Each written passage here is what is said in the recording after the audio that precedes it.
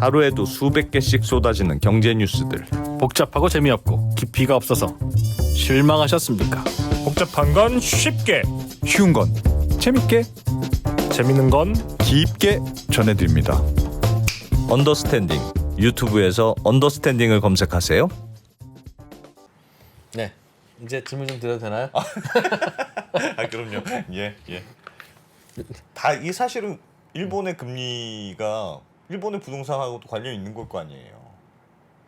아닌가? 물론 그렇겠죠. 네.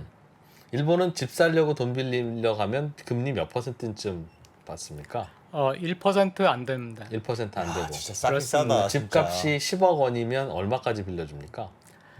일본에서는 이제 미국과 같은 시스템인데요. 예.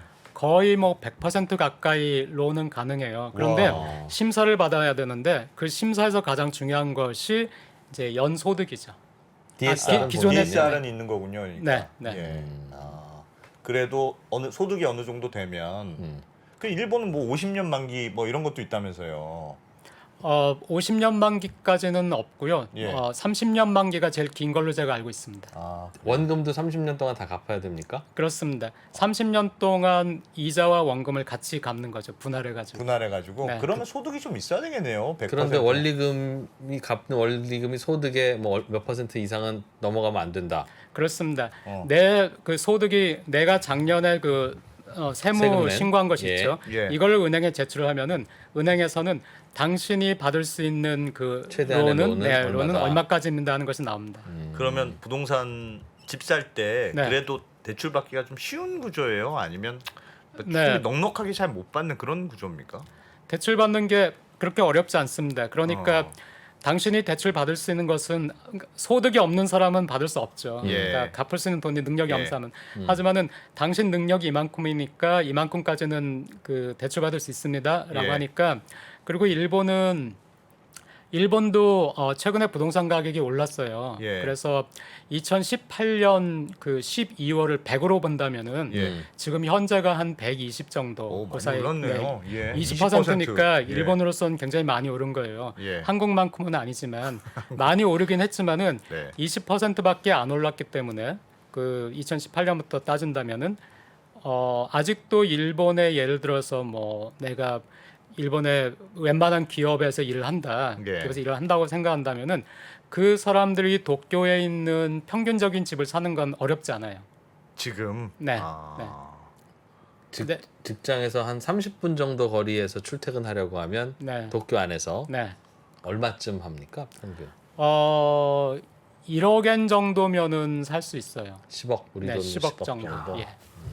우리하고 비교하면 좀 싼 것 같은 느낌인데. 싸요. 어느 정도냐면은 그 한국 그 학자가 미국에 사기로 한 한국 학자가 저희 대학에 그 잡을 잡으셨는데 젊은 예. 분이 예. 오자마자 집을 사겠다는 거예요. 그래서 제가 교수님 일본에서. 네, 조금 천천히 생각을 해보세요. 예, 예. 이렇게 얘기를 했는데 예. 한국을 생각하니까 너무 싸다는 거예요. 한국하고 비교하니까. 서울하고. 서울이니까 너무 싸가지고 예. 그리고 서울 같으면은 교수 월급 가지고 그 처음 이제 교수를 처음 부임한 사람이 예. 한국에선 집을 도저히 살 수가 없어요. 서울에서. 그렇죠. 네, 근데 예. 아까도 말씀드렸지만 일본은 당신이 뭐 무슨 대학 교수야? 그럼 당신의 1년 연봉은 얼마네? 그럼 당신은 이만큼까지 그 가능하고 네. 30년 론이 가능합니다. 그러면은 집 살기 네, 괜찮다는 거죠? 그러면은 살 수 있어요. 와, 그래요. 교수의 월급이 일본이 더 그리 높을 것 같지 않은데 맞습니다. 집값이 네, 네. 야, 그럼에도 불구하고 집값이 많이 안 오르네요. 그렇게 살 수 있는데도 불구하고. 네, 그게 그 일본에서는 우선 버블 때 예. 굉장히 급격하게 뭐 터무니없이 올랐다가, 올랐던 예, 적이 있었고 예.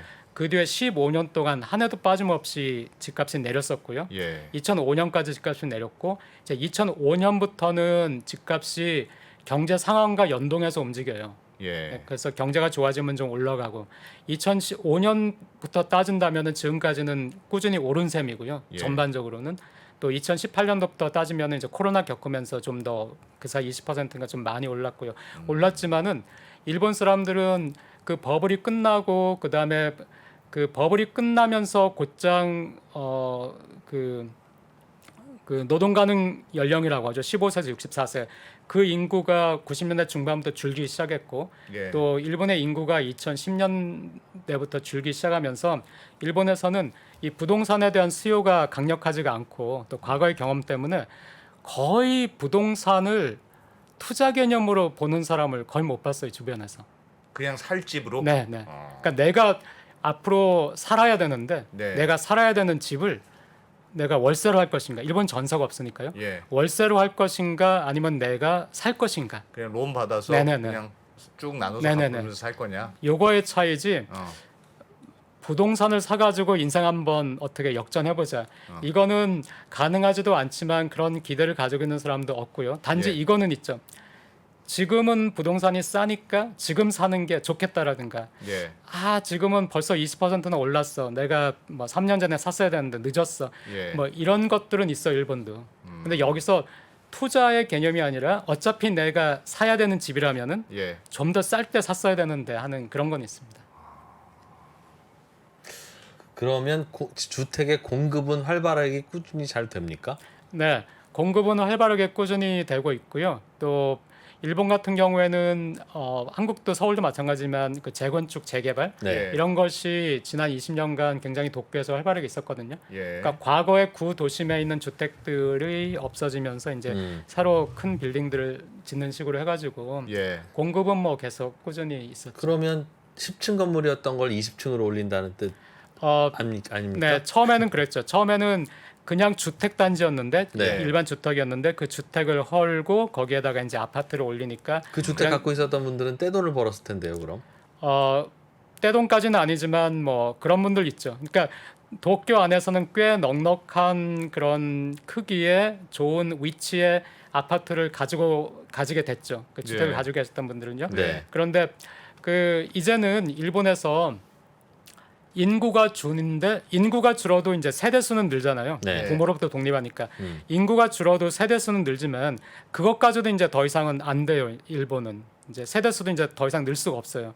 그러면은 수요라는 것이 늘 수가 없는 거잖아요. 예. 이민을 확 늘리지 않는 이상에는. 예. 그러니까 일본에서는 그 이 부동산에 대해서 수요가 굉장히 앞으로 뭐 클 것이다가 없으니까 지금 만약에 20층짜리 아파트를 오래된 아파트를 헐고 다시 짓는다면은 그 뭐 용적률 등등 해가지고 지금은 이제 그거를 30층만 40층 이렇게 하지는 않아요. 허용을 안 해주는. 그런 구에 따라 다른데 그런 경우도 있고요. 네. 예. 또 그럴 만한 이제 경제적인 인센티브가 별로 없다. 네, 없어지는 거죠. 이렇게 인구가 줄어들면 오히려 지방 소도시들의 인구는 더 줄어들고 네, 일본도 할아버지 할머니들이 주로 지방 소도시에서 농사짓는 분들이 더 많을 테니까 예. 그럼 거기가 지방 도시들이 소멸되면서 거기 있는 분들은 대도시로 모이고 대도시 또 큰 도시로 모이면 오히려 인구는 줄어들어도 도시 인구는 늘어난다. 네. 뭐 그런 주장도 있던데 그렇지 않은가 봐요. 아니 그것은 또 사실입니다. 네. 그러니까 아까 제가 20% 정도 집값이 올랐다고 했는데 아 참 이거는 도쿄 얘기예요. 도쿄가 예. 그렇고 예. 일본 전체에서 집값이 가장 많이 오른 것이 도쿄고요. 예. 또 가장 먼저 집값이 오르기 시작한 것도 도쿄고요. 예. 지금 현재 서울은 집값이 너무 비싸니까 인구가 계속 빠져나가잖아요. 예. 서울은 인구가 계속 줄고 있어요. 네. 그리고 서울은 어린아이의 인구도 계속 줄고요. 이게 일본에서는 2005년까지 그랬어요. 일본에서도 도쿄가 너무 비싸서 네, 빠져나가는 네, 거예요. 버블 때 도쿄가 너무 비싸니까 예. 그때부터 빠져나가기 시작한 인구가 2005년까지 빠져나간 거예요. 네. 근데 2005년 정도 돼서 일본 경제가 회복이 되면서 도쿄 집값도 충분히 낮아진 거예요. 예. 평범한 월급을 받는 사람이 그 이제 도쿄에 있는 집을 충분히 살 수가 있게 된 거예요. 예. 그때부터 다시 말씀하신 것처럼 도쿄로 인구가 모이기 시작했어요. 아. 그래서 그 일본 전체에서 거의 유일하게 인구가 증가하는 것이 특히 유소년 인구가 증가하는 것이 도쿄고요. 아, 그래요? 네네. 그러니까 그런 현상이 발생하는 거죠. 그 이제 인구가 빠져나가거나 이제 돌아가시고 보충이 안 돼가지고 점점 인구가 줄어들게 되면은 상권이 무너지고 예. 상권이 무너져가지고 가게가 문을 닫으면 더 불편하니까 인구는 더 빠져나가고요. 예. 거기가 슬럼화되거나 우범화가 되고요. 예. 그렇게 되면은 이제 남아 있는 사람들은 그래도 이제 거점 도시라고 할 수 있는 것으로 옮겨가니까 예. 거점 도시 중심으로는 살아남지만은 네, 도쿄 같은 경우에는 이제 거점 도시 이상으로 또 일자리가 있는 곳이니까 그런 예. 곳은 오히려 인구가 늘지만은 네, 그렇지 않은 곳은 어렵죠. 와. 근데 그래요? 도쿄라 하더라도 인구가 급격히 늘어가지고 와 도쿄에는 막 집을 사면은 좋아 이렇게까지는 아닙니다. 20%나 올랐는데 20%가 올라도 일본에서 뭐가 20%가 올랐습니까? 도쿄 집값 말고 왜들 도쿄 집값을 안 사죠? 그런가요? 네. 그렇게 또 말씀하시니까 맞는 말씀이시네요. 우리도 네. 그러니까 일본의 부동산은 항상 그러니까 제가 보는 관점은 네, 우리도 일본의 부동산과 같은 비슷한 궤도로 혹시 갈 거냐 안 갈 거냐가 네, 네. 항상 관심사인데 네, 네. 그래서 네. 일본의 부동산이 되게 관심이잖아요. 네, 네. 우리도 일본하고 비슷하게 네. 고령화가 빠르게 네, 늘고 네. 있고 네. 그 말씀하셨던 대로 도쿄의 인구가 비쌀 때 빠져나갔어요. 서울도 네. 지금 막 빠져나가고 있어요. 네, 그랬다가 그건 어떻게 보세요? 서울의 부동산과 저는 일본의 두 부동산. 가지 말씀드렸는데요. 예. 한 가지는 자꾸 일본의 그 버블 붕괴 때의 폭락 예. 이거를 계속해서 뭐 말씀하시거나 뭐 걱정하시는 분들이 있는데 거기에 대해서는 그렇게 급작스럽고 거대한 폭락은 있을 수가 없어요. 왜냐하면은 일본의 버블이라는 것이 워낙 그거 자체가 이상한 현상이었기 때문에 버블이 정말 네. 과도한 버블이었다. 굉장히 과도한 버블이 있었기 때문에 예. 그렇기 때문에 과도하게 빠진 것이지. 예. 한국도 지금 저는 이제 제 개인적인 판단은 지금이 아니라 요 얼마 전에 정말 많이 올라갔을 때 예. 그때는 저도 이제 버블이라고 생각을 했는데 그 버블도 일본의 버블보다는 작은 버블이기 때문에 한국은 되게 이런 식으로 되더라고요. 버블이 형성되면은 한국도 이 버블이 꺼져야 돼요. 예. 어떤 식으로 꺼지냐면 한국은 올라간 다음에 이제 그 다음에 안 오르거나 약간 내리거나 안 오르면은 명목 GDP는 계속 오르거든요. 예. 그러니까 명목 GDP나 명목 소득과 집값의 괴리가 줄어들어요. 그러다가 또 버블이 한번 발생해가지고 이게 괴리가 밀어 올리고 네, 올리고. 밀어 올리면 그 다음엔 또 이게 정체가 되는데 음. 명목 소득이 올라가면서 이게 괴리가 주는 식으로 되니까 예. 막 갑작스러운 그 폭락은 그 일본 같은 폭락은 없겠지만 하지만은 한국에서 남북 통일이라든가 아니면 굉장히 적극적인 이민 정책이라든가 예. 이게 없는 이상에는 그냥 수학적으로 세대 수가 감소하는데 집값이 오른다. 이거는 저는 가끔가다 런던이나 뉴욕을 말씀하시는 분도 봤어요. 예. 그런데 지금까지 영국이나 미국은 세대 수는 고사하고 인구가 감소했던 적이 없어요. 런던이나 뉴욕에서 인구가 감소하지 않아요. 예. 안 않고 유선적 인수 감소하지 않아요. 예. 그리고 그 나라들은 인구가 계속 증가하는 나라였는데 예. 명목 GDP도 계속 올랐어요. 명목 예. GDP도 계속 오르면서 인구도 증가하니까 집값이 올라도 설명이 되죠. 예. 근데 이게 만약에 명목 GDP도 오르지 않고 인구도 오르지 않는 일본 같은 시스템이 된다. 예. 그런데 집값이 어떻게 오를 수가 있을까?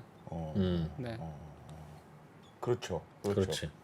그러면 우리는 우리는 그러니까 어떠세요? 그렇게 그러니까 남북 통일이라든가 뭐 급작스러운 이민이라든가 예. 뭔가 내가 예상할 수 없었던 어떤 뭔가가 있지 않은 이상 예. 그 집값이 오른다 내린다 하는 것은 뭐 인플레에 따른 거니까 그것보다는요. 예. 저는 항상 명목 GDP나 명목 소득과 집값의 괴리를 말씀드리는 건데 명목 소득이나 명목 GDP에 대해서 비해서 집값은 더 빠르게 올라간다. 이거는 세대 수가 감소하기 시작한 경제에서는 가능하지 않다고 생각합니다.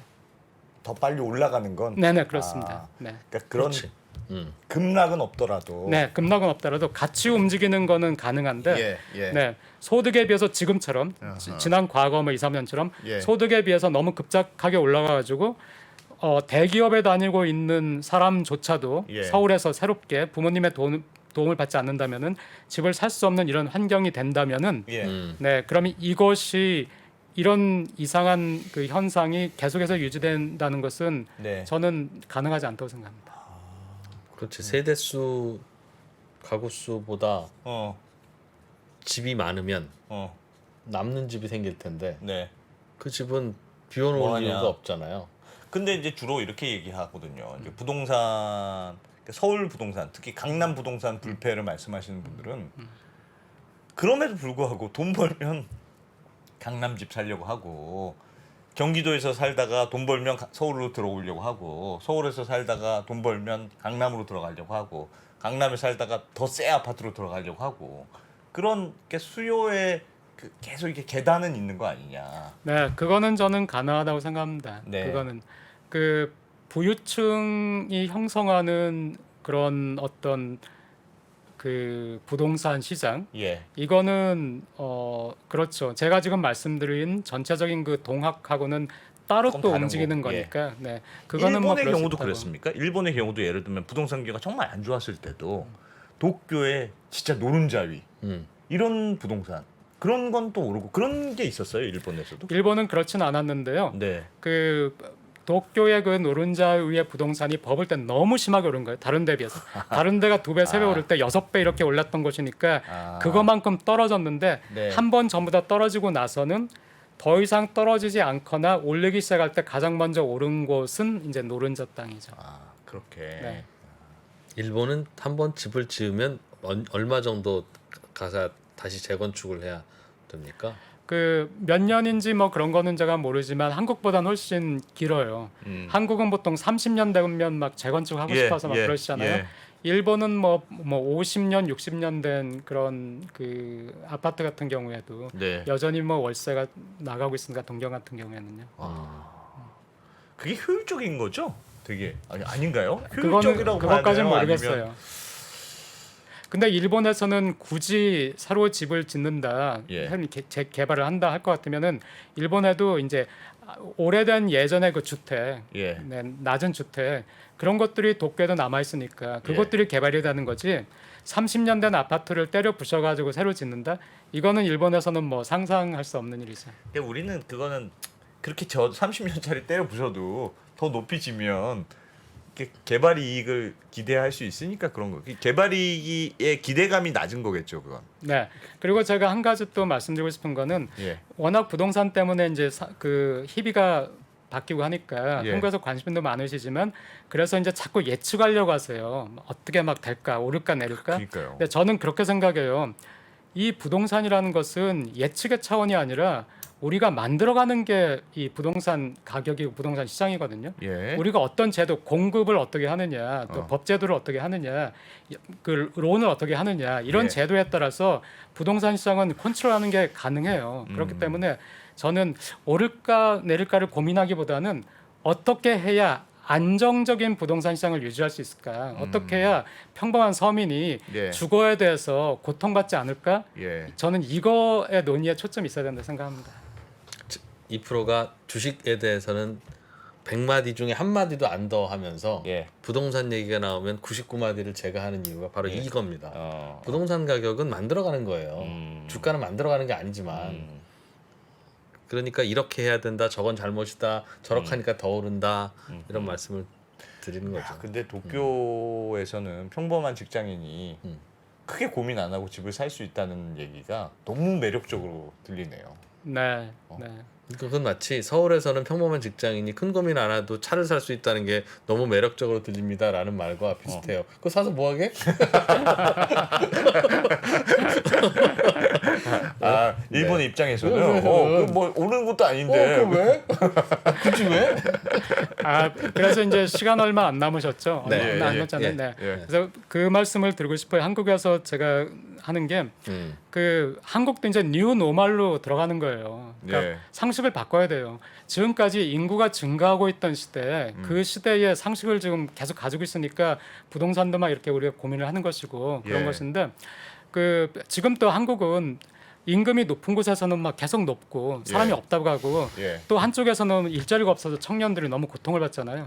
그러니까 그 노동 시간을 단축을 한다는 게 이게 결국에는 일자리를 쉐어하고 같이 맞물려 가야 되는 것이거든요. 예. 이런 거라든가 또 여성들이 일을 많이 하는 나라가 선진국 같은 경우에는 여성들이 잡을 많이 그 갖는 나라들이 출산율도 결국 회복이 됐기 때문에 예. 이런 거라든가 그러니까 우리가 과거에 가지고 있는 여자가 전업적으로 집에 있어야 애를 낳지 하는 게 더 이상 21세기에는 통용이 안 되는 건데 예. 이게 이제 이 선진국의 상식이 돼 버렸는데 예. 이런 거를 우리가 바꾸면서 그리고 또 노동조합도 이제는 일자리를 나누고 쉐어를 하기 위해서는 예. 임금을 막 올려야 된다 하는 것이 맞는 말이 아닐 수도 있어요. 일본처럼 임금보다는 일자리 지키는 것, 그리고 또 일자리를 늘리거나 유지해가지고 인구는 주니까요. 인구는 주니까 일자리를 유지만 해도 이제 노동시장은 훨씬 좋아지는 것이거든요. 예. 뭐 그런 거라든가 해가지고 바뀌는 세상, 변화하는 세상, 앞으로의 미래의 한국을 생각해가지고 지금 우리의 상식도 좀 바꾸는 것이 예. 바꿀 게 좀 굉장히 많다고 생각해요. 예를 들어서 그 아직도 막 외국에 나가 있는 한국 기업 막 국내 어떻게 들어오게 할까 이거 고민하는데 예. 그게 중요한 게 아니라 기업은 살아남아 가지고 예. 돈 벌고 예. 그래야 기업이 망하지 않아야 일자리를 유지하는 거지. 예. 한국에 들어오는 것이 기업 입장에서 코스트 차원에서 훨씬 더 불리한데 예. 굳이 데려와가지고 여기다 해서 그 기업이 만약에 망하거나 경쟁력을 상실한다면은 그게 더 큰 재앙이거든요. 이런 식으로 자꾸 기존에 가지고 있던 상식 선에서 자꾸 세상을 이해하려고 하지 말고 이제 좀 상식을 바꿔야 되지 않나 그런 생각을 합니다. 그러면 이거 하나만 더 여쭤볼게요. 우리나라의 기업들이나 우리나라의 전반적인 경제가 일본 경제를 굉장히 따라가고 있는 상황으로 보세요? 아니면 조금 일본하고는 다르게 가고 있다고 보세요? 굉장히 유사한 면이 많고요. 예. 그 따라간다는 건 이제 인구 구조라든가 예. 그건 어쩔 수 없이 그건 동학이니까 예. 고령화라든가 이거는 그 따라가는 것이고요. 예. 말해서 산업 구조 같으면은 이제 따라왔죠. 예. 그래서 비슷한 산업 구조를 가지고 있지만 지금부터는 이제 대등하게 경쟁을 하고 있잖아요. 예. 한국 기업과 일본 기업이. 예. 지금은 따라가는 것은 아니고 이제 대등하게 경쟁을 하는데 구조가 비슷하니까 어떤 그 샥이라든가 샥에 대해서 우리가 취약한 거라든가 우리의 장점 단점 같은 게 일본의 장점 단점과 닮아 있는 면은 있다고 생각합니다. 근데 기업은 이미 뭐 대등하다고 저는 생각합니다. 그렇군요. 일본도 들여다보시고 또 한국도 한국인이시니까 또 자주 들여다보실 거고 양쪽 경제 상황을 들여다보면서 좀 우리나라 경제에 있어서 앞으로 펼쳐질 일들 중에 제일 좀 걱정되는 게 어떤 건지 그리고 저는 예, 네. 예. 뭐 그거 하고 예. 지금 뭘 좀 바꿔야 된다고 생각하시는지 네. 뭐 바꾸신 얘기 하셨으니까 같은 예. 얘기 네, 네. 하겠습니다만 그 저는 그 일본 경제에 좋은 점도 많아요. 우리가 오해하고 있는 게 많아요. 아까 예. 초반에 말씀드렸지만 네. 도요타하고 소니가 사상 최대 영업이익을 기록해. 한국에서 뭐 잘 모르시니까 예. 예. 두 기업 다 지금 망해가고 있는 줄 생각하시는데 그리고 작년에 그 미국 시장에서 가장 많이 팔린 차가 도요타 차였거든요. 예. 중국에서도 굉장히 약진을 했고요. 그래서 굉장히 잘 나가고 그 있지만은 그럼에도 불구하고 우리가 일본을 보면은 제가 봐도 그렇고 아까 일본 경제의 문제점 그 크리티컬한 문제점 말씀드렸지만 예. 아 일본 경제 이렇게 힘이 없어 보이나 하는데 이것도 사실이거든요. 예. 그거의 기본적인 근저에 있는 것이 노세한 경제라 그렇거든요. 예. 노세한 경제. 그러니까 이 제가 일본에 20년 넘게 살면서 보니까 고령화가 진행이 되고 인구가 감소하고 노세하게 되면은 정말 이거는 그 인간이 노쇠하는 것처럼 비슷한 체력이 거구나. 약해질 수밖에 예, 없어요. 예. 근데 이거는 한국도 그렇게 될 수밖에 없어요. 이거 피할 수가 없어요. 인구 때문에. 그렇죠. 인구 때문에 이건 피할 수가 없는데 예. 이거를 이제 바꿀 수 없어요. 지금 아무리 출산율을 뭐 3, 4로 예. 올린다 하더라도 그 아이들이 커가지고 노동력이 될 때까지는 뭐 20년, 30년 있어야 되니까 예. 이미 지금까지 우리가 만들어 놓은 이 인구 그 다이나믹스에서는 예. 이제 우리도 고령화 노쇠되는 거는 일단 당분간 피할 수 없거든요. 예. 그렇기 때문에 이런 상황 속에서 그럼 어떻게 대응할 것인가? 예. 네, 이거 그러니까 출산율을 높인다는 건 중요하지만은 출산율을 잘안 높이는 되죠. 것이 중요하지만은 5년 뒤, 10년 뒤의 경제에는 도움이 안 돼요. 예. 출산율 높이는 것이. 예. 그러니까 5년 뒤, 10년 뒤 어떻게 할 것인가 하면은 이민도 생각을 해야 되고요. 그렇죠. 그때 로봇을 활용하는 방안도 생각을 해야 되고요. 예. 그럼에도 불구하고 있는 실업률 문제, 청년 실업은 또 어떻게 할 것인가 이런 것들을 굉장히 고민을 해야 되는데 이게 지금과 같이 대립 너무 정말 이렇게까지 대립을 하는 이 세력과 이 세력의 대립 정치적인 것뿐만이 아니라 경제 예를 쪽에서도 들면 뭐에 대립 기업과 노조가 뭐, 여전히 그러니까 예. 한국에서 제가 정말 안타깝게 생각하는 게 예를 들어서 기업에다가 임금 올려야 되지 않냐 예. 지금 그리고 또 더 많이 채용해야 되지 않냐 예. 그런 얘기 하면은 기업에서 우리도 이런 문제에 대해서 고민하고 있고 한국 사회를 위해서 어떻게 할 것인지를 고민하고 있다 이런 말이 나온 적이 없어요. 그 즉각적인 기업의 반응은 그럼 우리 어렵다. 임금 올리게 되면은 우리 청년 고용할 수 없다. 이런 걸 무기로 삼아서 이렇게 하거든요. 근데 예를 들어서 이번에 임금 피크제 같은 경우에도 법원에서 임금 피크제가 불법이다 이렇게 나왔는데 그 일본에서는 똑같은 상황 속에서 임금 피크제를 함으로써 그러니까 상황이 조금은 다른데 일본에서는 정년을 늘리면서 임금 피크제를 했는데 정년을 늘리면서 임금 피크제를 했기 때문에 임금 피크제를 안 하고 정년을 안 늘렸을 때보다 당신한테 유리하게 됐으니까 그렇죠. 임금이 깎이는 것을 당신은 감내해야 된다. 이게 대법원 일본에서는 이제 마지막 까지 그렇게 유지가 됐거든요. 그러니까 그런 식으로 한국에서도 그 기업은 고용을 유지를 해주는 걸 의무로 생각하면서 그 임금 피크제 같은 걸 통해 가지고 그 하여튼 활용을 최대한 고용을 유지하는 어쨌든 할 수가 있는데 거기에 대해서 그 노조도 그 협력을 할 수가 있다고 생각합니다. 그러면 하나만 방금 말씀하신 것 중에 이민 얘기 있잖아요. 결국은 나라의 경제가 노쇠하는 게 그리고 너무 이제 젊은 사람은 없고 점점 나이가 많아지고 노인이 많아지는 문제 때문에 그런데 우리처럼 우리도 이제 좀 노쇠하잖아요. 그래서 일본은 우리보다 더 심각한데 이민 정책이 왜 활발하게 안 될까요? 이민은 굉장히 고민을 많이 할 것 같은데 적극적으로 외국처럼 미국이나 뭐 그런 모든 선진국들이 다 경험한 인구 감소를 이민으로 커버하는 거잖아요. 왜 근데 일본은 안 될까요? 그 경제적인 면뿐만 아니라 문화적인 면, 일본에서 그 생활하면은 확실히 외부에서 온 사람에 대한 배타성 이게 더 강하거든요.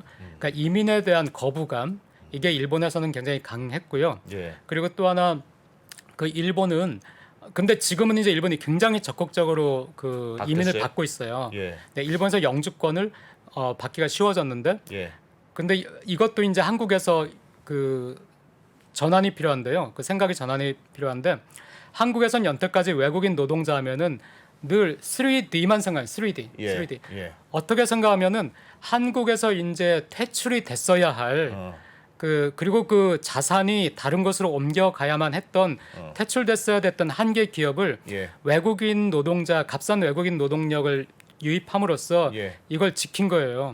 근데 지금 일본에서의 이민 정책은 우수한 노동력 위주예요.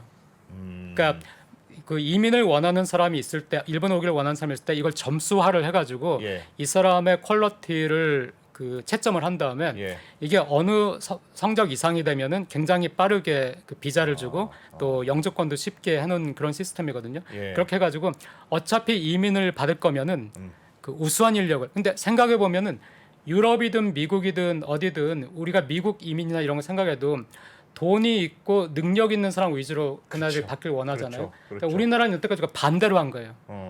3D 위주로 값싼 노동력. 근데 지금 한국도 그 IT 쪽에서 인력이 모자란다고 하고 반도체 인력 모자란다고 하거든요. 이것도 역시 1, 2년 안에 그 인력을 다 어떻게 할 수가 없어요. 근데 그런 쪽으로 전환하는 것도 생각을 해봐야 되고요. 그런 여러 가지 정말 이제 전환의 시대가 왔기 때문에 지금까지의 그 발상의 전환을 해야 되는 부분이 굉장히 많다고 생각합니다. 고민할 게 많네요. 이민 진짜. 우리가 갈까? 미국으로? 알겠습니다. 금요일 밤에 일본의 부동산 얘기까지. 고민이 많다. 유럽은 고령화가 진행됐죠? 유럽도 많이 진행됐죠. 그러나 일본 같은 일이 없었던 건 이민 덕분이었습니까? 이민도 있고요. 유럽은 그 반등을 일본에서도 출산율이 반등을 했잖아요. 근데 유럽은 일본보다 더 빨리 반등했고 일본보다 더 높이 반등했어요. 유럽은. 그러니까 프랑스나 독일 같은 경우에는 1.6 정도까지는 반등을 했거든요. 그리고 그 시기가 더 빨랐어요. 훨씬 더 빨리 1.6 정도까지. 알겠습니다. 금요일 저녁에 많은 걸 생각하게 하네요. 와세다 대학교 국제교양학부의 박상준 교수였습니다. 고맙습니다. 고맙습니다. 네, 감사합니다. 미국, 중국, 러시아 이런 나라들의 움직임에 대해서 관심이 어느 정도 생겼는데 거기에서 우리는 과연 뭘까? 우리는 체스판의 말이 아니다라는 생각을 좀 해야 좋겠어요. 어떻게 생각하세요? 우리 편 누굴까를 좀 더 고민할 수 있지 않을까 싶어요. 뒤집어 질문을 해보면 그러면 아시아에는 우리 친구가 있을까요? 제가 지구본 연구소 진행하면서 사실은 되게 마음에 걸리는 이만한 짐이 하나 있어요. 우리 옆에 있는 동남아를 내가 모른다. 우리가 처해 있는 아시아라는 지역을 자꾸 방관하고 유럽이나 미국의 어떤 시각에 맞춰가지고 그런 이제 개별적인 지식 이런 것들이 묶여가지고 큰 흐름들을 만들어내는 이야기, 그런 경험.